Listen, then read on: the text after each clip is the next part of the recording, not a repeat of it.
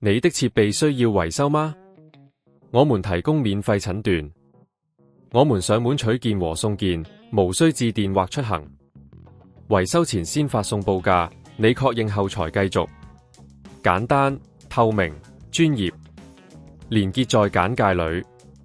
今日我哋將會探討 Thermomix TM5 的鎖閉系統，並教大家如何進行更換。首先，確保你已經準備好所需的工具，包括螺絲刀和新的鎖閉系統零件。在開始之前，建議你先進行免費診斷，確認問題來自鎖閉系統，而唔係其他部件。第一步，將 Thermomix TM5 的插頭拔掉，確保安全。接住，使用螺絲刀卸下機底的螺絲，慢慢打開機身。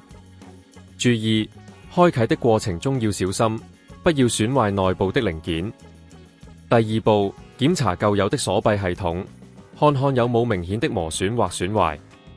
假如發現問題，可以考慮上門取件服務，將機器帶到專業維修中心進行檢查。如果你選擇自己更換，請確保你有正確的替換零件。第三步，將舊的鎖閉系統拆掉，然後根據說明書安裝新的鎖閉系統。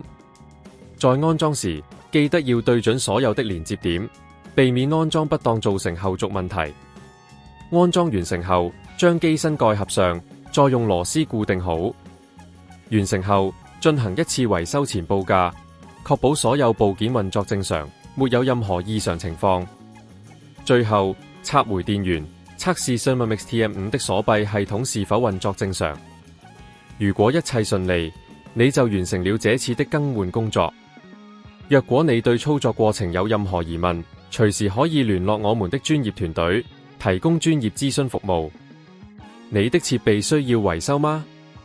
我們提供免費診斷，我們上門取件和送件，無需致電或出行。維修前先發送報價，你確認後才繼續。簡單、透明、專業，連結在簡介裏。